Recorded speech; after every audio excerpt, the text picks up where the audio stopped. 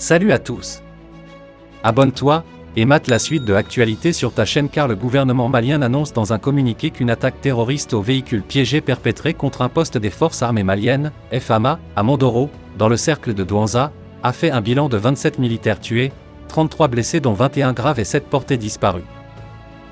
La réaction des forces de sécurité avec un déploiement des forces spéciales sur zone a permis de retrouver et neutraliser 47 terroristes, poursuit le communiqué.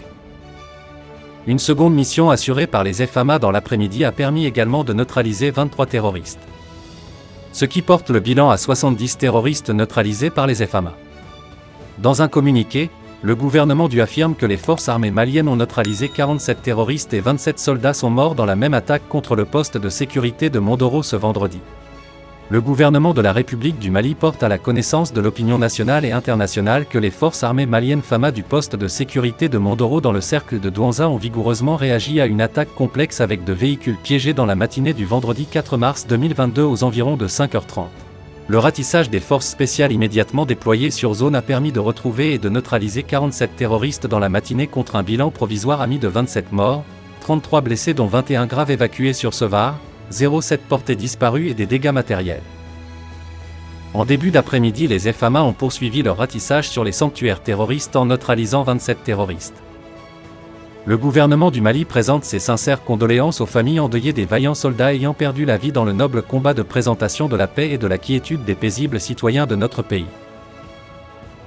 Le gouvernement du Mali rassure l'ensemble des populations que le sacrifice ultime consenti par ces dignes fils de la nation ne restera pas vain et que toutes mesures seront prises pour arrêter et traduire devant la justice les auteurs de cet acte ignoble et tragique. Les forces armées maliennes resteront fidèles à leurs engagements de restauration de la paix et de la quiétude sur l'ensemble du territoire national. La dynamique offensive de recherche et de destruction des sanctuaires terroristes se poursuivra sans relâche. Les forces armées maliennes resteront fidèles à leurs engagements de restauration de la paix et de la quiétude sur l'ensemble du territoire national. Or, plusieurs soldats maliens ont été tués dans une attaque terroriste dans la matinée vendredi 4 mars 2022. L'attaque s'est déroulée dans le centre du pays, ont rapporté plusieurs sources. Selon les informations rapportées par des sources locales, les forces armées du Mali ont subi une lourde perte lors d'une attaque terroriste, tôt ce vendredi 4 mars, dans la zone de Mondoro, région de Douanza au centre du pays. Les sources estiment à 10 soldats tués dans l'attaque et indiquent cependant qu'il ne s'agit que d'un bilan provisoire. Pour le moment, les autorités militaires maliennes n'ont pas encore communiqué sur l'attaque mais la région de Douanza au centre du pays fait partie des zones instables où les terroristes menaient régulièrement des attaques jusqu'à ce que les FAMA n'entrent dans une position offensive depuis plusieurs mois. Les forces maliennes ont entrepris une opération d'envergure dans le centre et le nord du pays pour aller déloger les terroristes dans leur camp. Une opération dont le bilan fait par l'armée est assez élogieux en si peu de temps.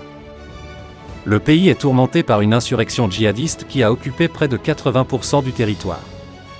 Malgré l'intervention française et européenne, le bilan des gains est très maigre, mais la menace s'est étendue vers les autres pays voisins. Le Niger et le Burkina Faso ont été les plus touchés. Avec le départ de Barkhane et de Takuba, les contingents allemands, anglais et suédois de la mission des Nations Unies au Mali n'envisagent pas pour l'instant de rester. La plus grosse mission des Nations Unies, forte de près de 15 000 militaires et policiers, opère sous la couverture aérienne de la force française Barkhane et bénéficie de son assistance médicale. Une dépendance évidente de la mission multidimensionnelle intégrée des Nations Unies pour la stabilisation du Mali, MINUSMA, qui conduit certains contingents européens à envisager le départ, notamment les Allemands, les Anglais ou les Suédois. Une fin au Mali des opérations Barkhane et Takuba, décidée à l'échelle européenne au moment où Bamako tire le constat d'une insatisfaction qui justifie sa préférence accordée à une coopération avec la Fédération de la Russie. En clair, la mission onusienne est victime collatérale de l'escalade de la tension entre Paris et Bamako. C'est évidemment la France qui en est à l'origine. Un retrait de Barkhane mettra probablement nos troupes en danger, estime un diplomate occidental, cité par Le Monde, dont le pays fournit des militaires à la MINUSMA.